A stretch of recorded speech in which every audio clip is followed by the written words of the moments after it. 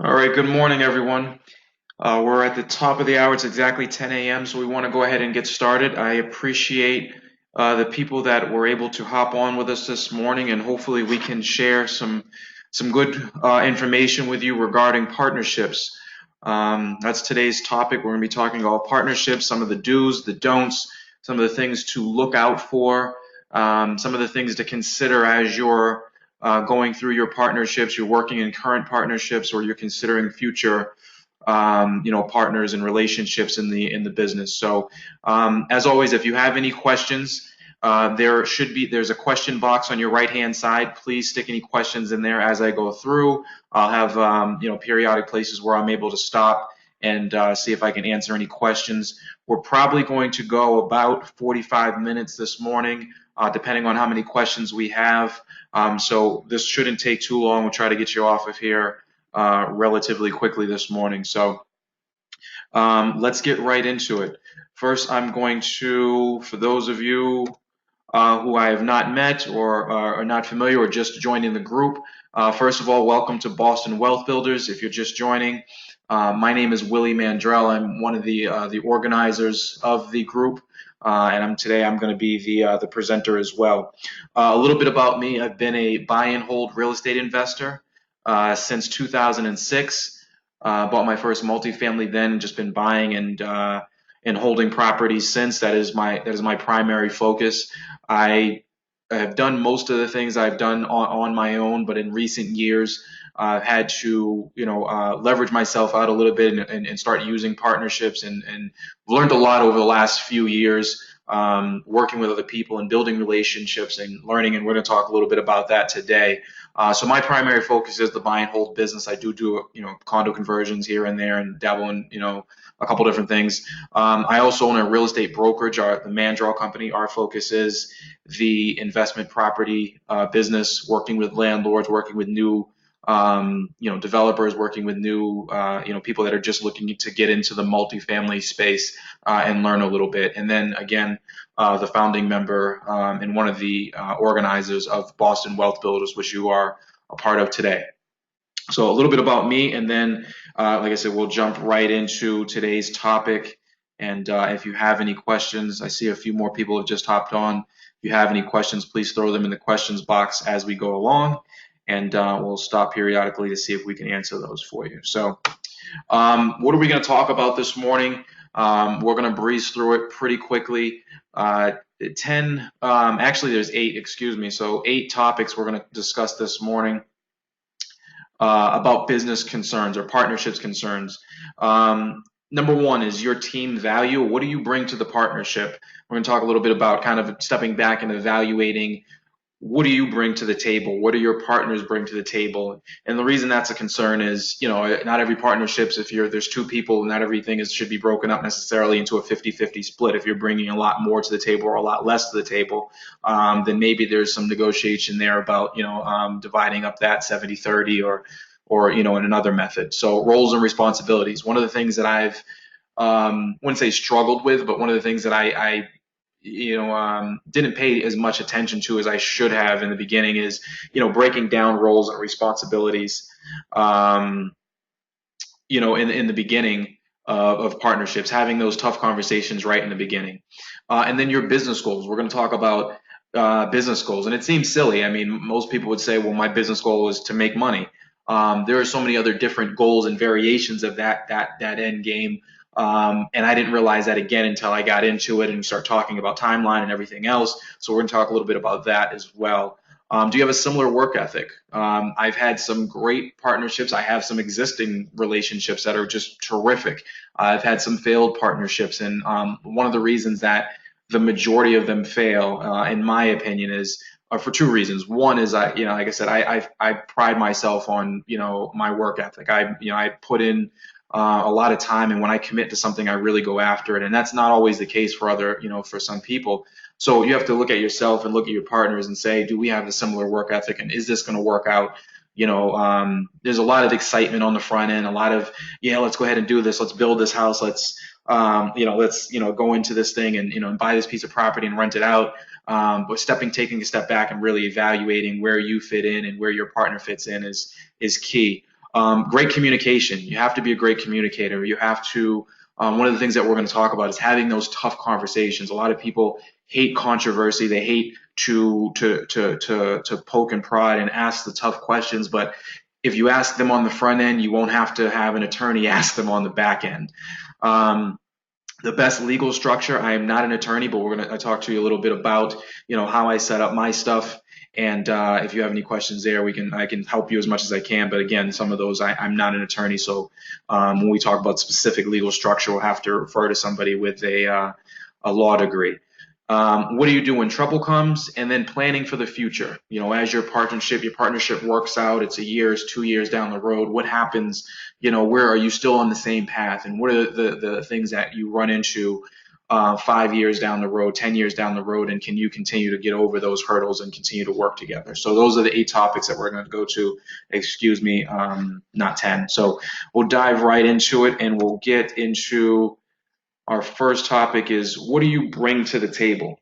Um, I've had, in my experience, several partnerships, quite a few partnerships. I mean, I've been, like I said, we try to do things with friends. I mean, that's always the first case, is we try to say, I have a friend who's he's in construction, or she's an electrician, and we're going to partner together, and we're going to, like I said, that's a great thought, but you really have to step back and think about, what does that person bring to the table? What do you bring to the table? There's a lot of different aspects of it, right? So we're talking about real estate partnerships here. There's the financing aspect of it, and we talk about flips in general, or buy and holds, or whatever it may be. You have your primary banking financing. You might have some private financing in there. Do you have cash yourself that you're putting into the deal? Does your partner necessarily have that same cash to bring to the deal? Um, do you bring some type of construction knowledge to the table? Do they?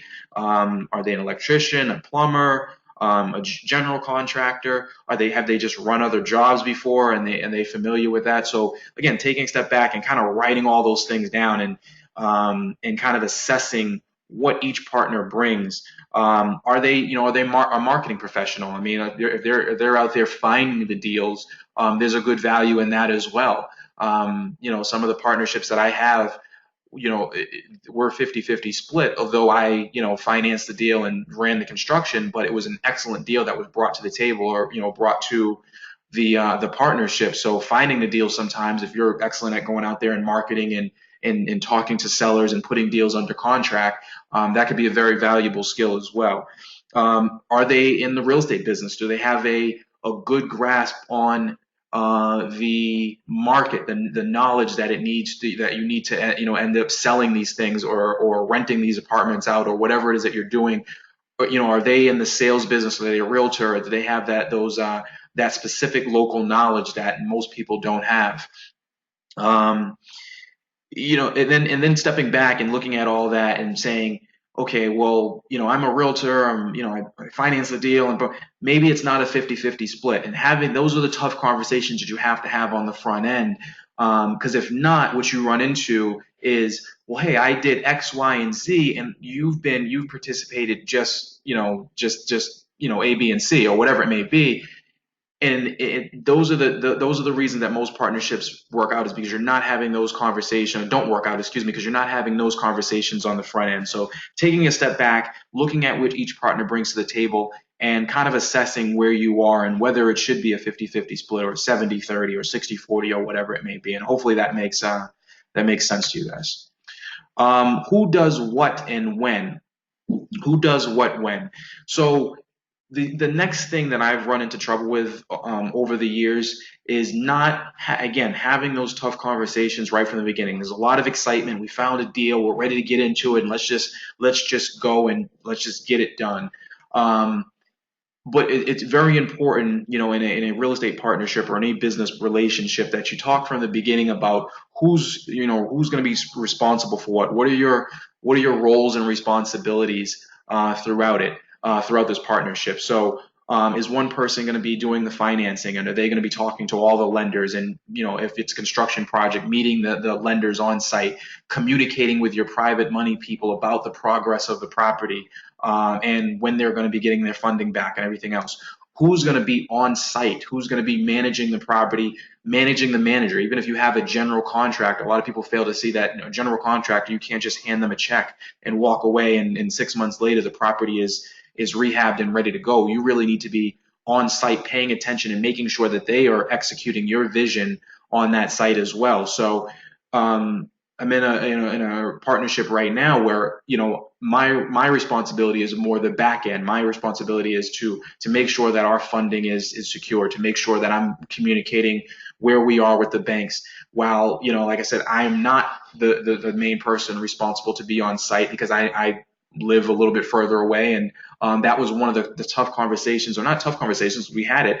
But one of the things that we had to talk about in the beginning is like, I'm not going to be on site all the time, but I can do our bookkeeping, I can do our accounting. We're collectively making the design decisions. That's another thing. Do you have a good grasp on, is it high-end fixtures that you're using? Is it some of the, is it Home Depot and Lowe's and some of the more expensive or less expensive stuff? So having that tough conversation about who has an eye for that type of stuff, or might not, it might not even be an eye. Maybe it's just a certain standard that you want to go through, and just having that conversation on the front end. When it comes down to hard decisions, when it comes down to two people in a relationship that just don't agree, the hard decisions and the final decisions, it might make sense to have a conversation on the front end of your partnerships about who's going to make that final decision. If it's three people in a partnership, then maybe everyone has a 1/3 vote, and somebody, two people are going one way and somebody goes somebody else, and they just get outvoted. But who makes that final decision when it's just those two people? And that's probably something that you should talk to. Maybe when it's a budgeting thing, it's whoever is handling the budget and the financing. And when it's a design choice, the costs are the same, but it's more or less a color. Maybe it's the person that's on site and spending more time. You doesn't really matter. There's no right or wrong answer. It's just you have to make those decisions on the front end before things get sticky. And we're going to talk a little bit about what happens when trouble comes, but trouble tends to resolve itself when you've had those conversations on the front end, you worked out, and like I said, you really dive in and did your due diligence and kind of before had the foresight to see all the problems that could come in on the front end. Things tend to be a lot smoother down the line. What are your partnership goals? Most people would say, yeah, it's just I want to make money. I want to buy and hold, and I want to become wealthy. That's very generic. When I say partnership goals, I mean specifics. You really have to. And one of I've been for those of you who know me, and or for those of you who don't, I'm 35 years old right now. I've been in the business since I was 23. I've had it, like I said, there's been a lot of people I bumped into and had to try to form relationships and and had partnerships in my mid 20s or late 20s. A good friend of mine, he's an older gentleman. He was at the time, I think, late 50s, early 60s. We tried to get into a real estate partnership together. And one of the things that we failed to talk about right from the start was timeline. And what do I mean by that? I was in my late 20s. I was investing for the long haul. I was investing for 10, 20, 30 years down the line. There was no intention of me selling. When we went to go buy a property, my intention was to go in there and we were going to own this property or do a 1031 exchange and put that money. Whereas he was a little bit older. He was thinking, and we didn't have this conversation until it was too late, that, hey, we were investing for 2 to 5 years down the road. He was planning on cashing out and using that funding for his retirement. So we were in this property or in this deal together, where our timelines didn't really match up. So that's one of the things that you really have to talk to your partners about, or your partner is, are we on the same page in terms of our goals, in terms of timeline? Commitment. Do we have the same time commitment, when we're putting into this shit, putting into your partner stuff, your partnerships? I guess the easiest way to kind of explain this is through an example. If I'm, again, 20, 25, 26, no kids at the time, I'm willing to put in 70 hours a week, whereas my partner has 3 children at home, a wife, a couple mortgages. very heavily involved in the church, heavily involved in, the community. Whereas he's looking at putting in 10 hours, I'm looking at putting in 30 or 40. We didn't have that discussion on the front end. And those are the type of things where resentment starts to form. I'm, primarily on the project, doing all these different things, running around. And while I respect the fact that you have a family and your involvement in the church and everything else, like I said, it's just not sitting well with me, and it's just not fair. So those are the type of things you have to talk about on the front end as well. You're also investing for different things. I mean, one of the other things that I've run into over the years, um, my partner, we buy a property together, everything goes well, and we get a little cash flow. And, let's say we have 20 or $30,000 in the bank or whatever it may be, and we want to go and reinvest that money now. One partner may say, well, yeah, I want to go and reinvest in something for cash flow. Another partner is, hey, I want to go and reinvest in something that has a little bit more appreciation opportunity. So when you get into partnerships, you really need to talk on the front end. What are we getting into this for? Are we getting into this to generate, short-term gains? Are we getting into this for long-term gains? Is it cash flow? Is it appreciation? And really just understand your partnership's investment goals or your partner's investment goals right from the start. Those are definitely one of the conversations that you really want to have. One of the things that I've also run into over the years is you have that same scenario where you build up a little cash in the bank and you've got $20,000, $30,000. One partner wants to go out and leverage that money again and say, let's go buy the next property, where one side of the equation is saying, well, no, let's go, put a new roof on this property, or improve, and change the siding or improve our existing investment. So again, it's hard. It's very difficult. I know some of you are probably thinking, how are we going to possibly have all these conversations? You're probably going to scare your partner out of the relationship right from the start. But as your partnerships evolve, as your partnership evolves, or you bring on new partners, these are the conversations. These are the things that you have to consider as you're forward. Um, do you share the same work ethic? And we just talked about that, briefly. Work ethic is important, and I mean, there's no real way. It's not like you can say, hey, what's your work ethic? Is it a 6? Is it a 9 or whatever? But I mean, I would encourage you to have, or go into partnerships where you have some type of history with that person. If you're meeting somebody, that's relatively new and you share a similar passion, that's great. But you really want to have, in my opinion, some type of history with that person and understand the type of work ethic that they have. Have they been successful on other projects? Have you seen them kind of? One of the things that I noticed that there are a lot of people out there that work hard. So in conjunction with work ethic is focus as well. I know a lot of people that work really hard and they have a really good work ethic, but they lack focus. They're involved in 9 different projects. All of them are 25% complete. They never really seem to finish anything. They're always working. They're always working, diligently, but nothing ever really gets done at the end of the day. So you want to make sure that your partner is someone who not only has a great work ethic, but also has the focus to actually, or a similar focus to you to actually get things done at the end of the day. Being a great communicator. This is again having those tough conversations and being able to, articulate your gripes, your resentment, your whatever it may be, or your worries, or whatever, in a way that your partner can understand at the appropriate time, anticipating problems before they come up, seeing, kind of having a little bit of a foresight, looking into the future, and like, this is going to be an issue. Let's talk about it now before it gets out of hand. Or, hey, I just realized I'm, uncomfortable with the way that X, Y, and Z is going.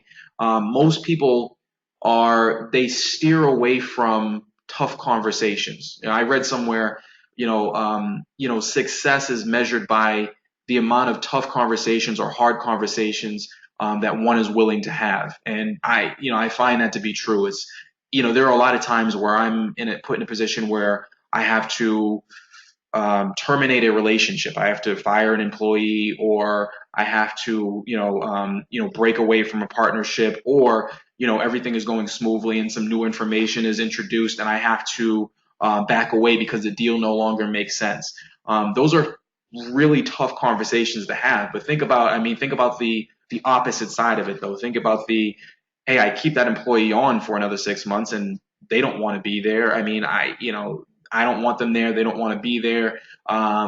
It's just not a good situation for anyone. So I have to have that conversation, that tough conversation, and let them go immediately. Or I'm in a partnership or relationship where I'm like, this doesn't make sense financially, and but I don't want to have the tough conversation, so I'm going to continue to go down the line. And a lot of people do that.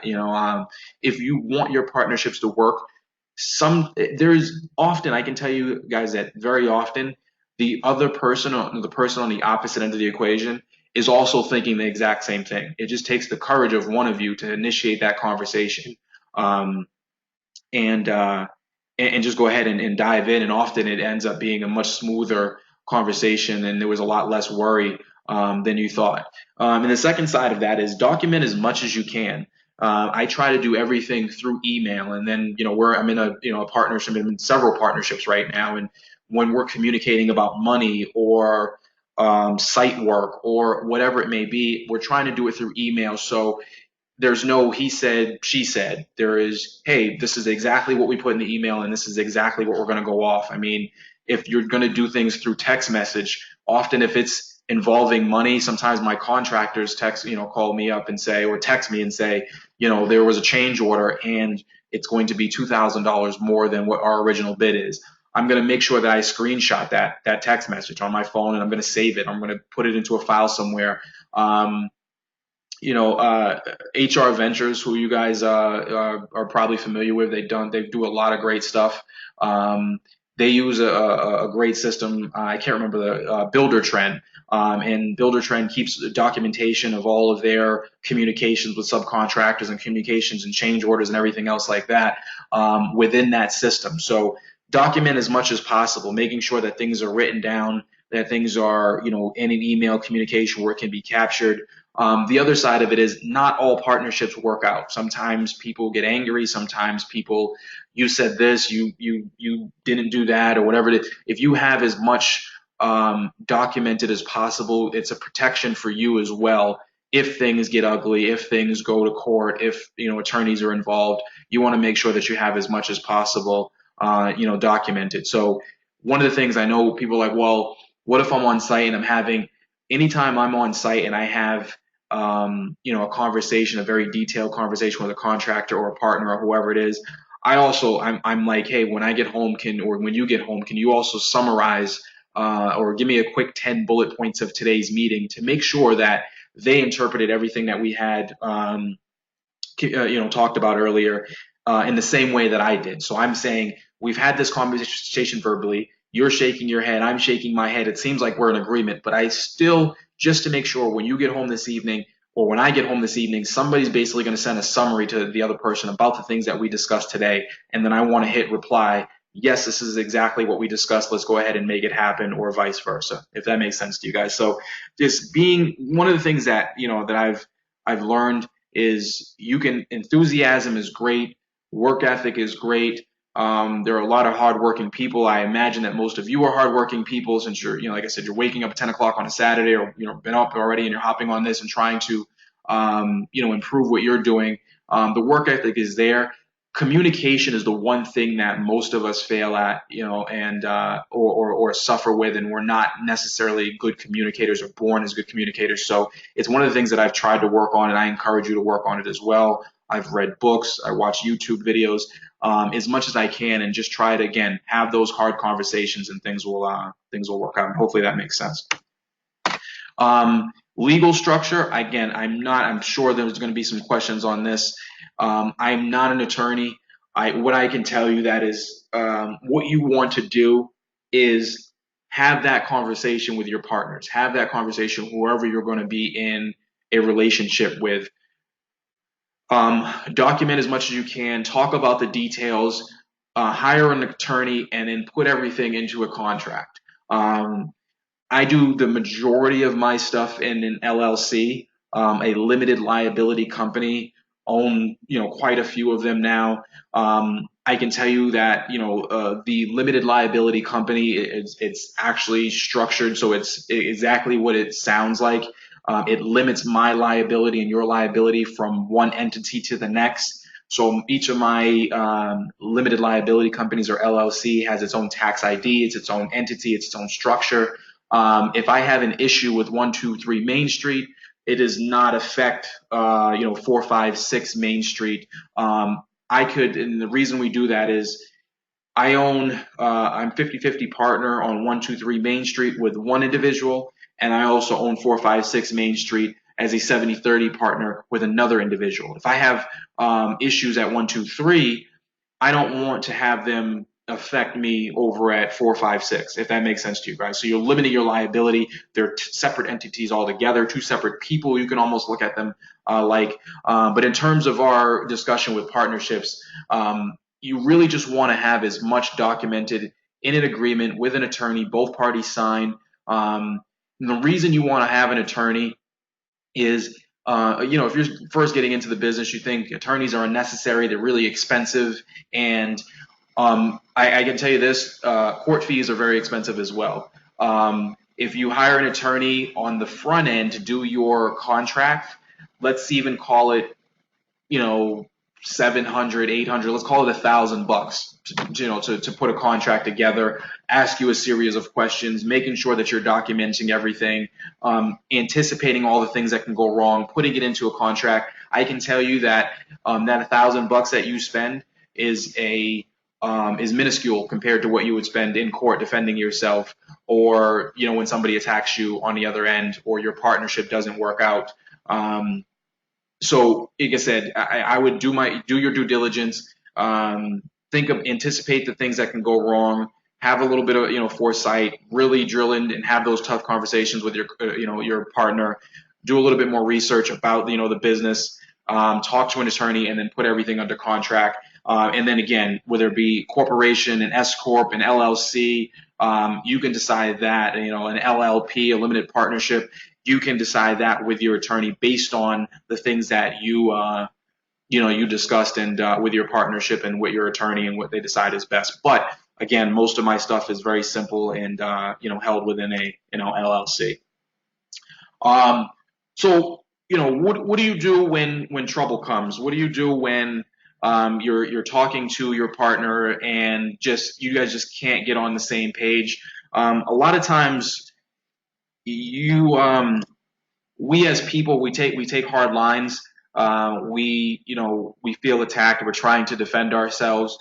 I mean, and this is just a basic thing, but I mean it's you would think that most people, this is kind of something you don't have to tell people, but I mean I put it in here because you often do have to tell people this. I mean, if you're in a tough negotiation, or if your partner's asking for more money and you don't feel like they deserve it, or they're trying to, I often try to take a step back and walk in my partner's shoes, or walk in the other. I mean, I do this through the real estate sales side as well. I'm in a tough negotiation with another broker. I'm trying to look at it from their point of view. I'm trying to look at it from, if I'm representing the buyer, from the seller's point of view. This goes back to the communication, just being savvy and saying, if I'm on the other side, again, I'm trying to win for myself. I'm trying to win, and just continue to do what's best for me and my family. That's it. While I understand that that's not always going to get you over the hump, and it's not always going to smooth things over, and it's not always going to the best way to look at it. Sometimes you have to take a step back and say, if I was on the other side of the equation, how would I be viewing this? Well, yes, my partner does bring contracting experience and has been on the site more than I have, and has some a lot of more experience, and has been able to beat up our contractors and get them to so maybe though that I feel like I've been spending a lot of time on the books and everything else, maybe that person does deserve a little bit more equity split, or whatever there is they're asking for. But the point is to always, when trouble comes, take a look at the other side, see what you can, if you were in their side, would you still feel the same way? Would you still be asking you for the things that you're asking for? Would you agree to it? And hopefully that makes sense. It's a little tough to articulate, but always taking a step back, walking the other person's shoes. And I tend to, you find that, it tends to smooth things over a little bit. And if not, then, that's what attorneys are for. Last but not least, you want to think about the long term. And partnerships, in business, I think the statistics say like the average business, doesn't last more than 5 years or somewhere along there. I'm pretty sure, if that's probably, just all businesses in general. I'm pretty sure when there's multiple cooks in the kitchen, they probably last even, even less than that. It's difficult when you have a lot of people making decisions, and two people is enough. If you have any more partners than that, you do tend to have a lot of cooks in the kitchen, and I'm pretty sure they fail more often. But let's talk about, when they succeed and you're 3 years into the business or you're 10 years into the business. These are the things that you probably didn't talk to your attorney about initially. You didn't know whether the business was going to be successful. You didn't know how long you were going to be in the business. Now that things are moving and you're profitable and things are happening, you kind of have your CEO and your CFO, and things are kind of, you understand. Now there's some other things that start to pop up, right? So, we're currently running this business in Boston right now, but one of our partners wants to move to California. Well, what happens now? They can't be on site from California. They don't really, the things that they brought to the table initially, um, it doesn't necessarily hold now from the other side of the country, right? Um, Life changes. That person was putting in 40 or 50 hours a week, and it was great at the time. But now, they're pregnant with their third child, and now they're putting in 20, hours a week. Um, those are the things that you want to anticipate. The growth of the company. When do we hire, new employees? Or right now we're both working 70 hours a week. How do we hire somebody else to take some of the load off of our plate? Um, or we're growing, and it's kind of like, uh, do we take on additional partners, and what percentage of equity do they get? Um, and one of the most important things, or, like I said, and I hope I spelled that last word right. I know somebody's going to be on there like, yeah, no. But death and incapacitation, or incapacitated. Now I'm hoping I'm pronouncing it right. So what happens if one partner dies? Is there a clause in your contract that, where, there are a couple of things that can happen. Does the remaining partner or partners take over the entire business? Does the equity of the old partner move to the family, or is that an inheritable asset or inheritable part of the company? Is there a buyout opportunity for new partners to come in? One partner wants to move to California. Is there an opportunity for me and the existing partners to buy that partner out, since they are no longer, able to, produce, something for us? So it gets a little bit more sticky. Just starting a partnership is one thing. Having a successful partnership, and especially when it's in a business that's ongoing, if you're basically just flipping homes, that's one thing. It's kind of like if every 6 months you kind of shut down the LLC, or you shut down the business and kind of move on, or maybe you're flipping homes all within that one LLC, depending on how you structure it. But if you have something that's ongoing, something that's building, and something that's growing, it can get very difficult if one person, is at a position or a health position where they can now no longer make decisions on their own. Um, in most families, there is somebody designated as what's called a healthcare proxy. They're making decisions for that individual, or they have a power of attorney and they're making decisions for that individual. Does that spouse, or whoever that other person is, now also make decisions within your business? Are you now, if that part of your business is inheritable, are you now making business decisions with the child of your old partner, or the POA of your old partner, who doesn't necessarily know anything about your business? So those are all the things that you have to kind of think about, discuss, as things go on. And if you have those hard conversations, I know death is morbid. Most people don't want to talk about it, but it's a real part of life. We're all going to meet our end at some point. So you have to talk about those things. It could happen tomorrow. It could happen 20 years from now. It could happen 50 years from now. But at some point, like I said, if it's tragic and it does happen in a short time, or something, leaves you incapable of making decisions, does the business fail at that point, or does it, continue in a successful manner? So, um, that's my time, guys. That's hopefully this was helpful. It was a very short one today. We're looking at 10:35.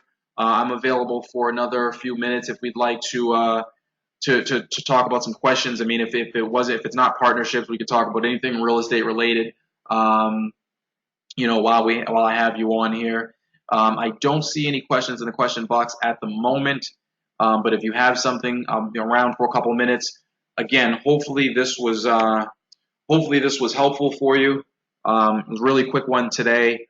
And hopefully, like I said, we're able to explain some things to you that and at least get you thinking about some things that you weren't already thinking about.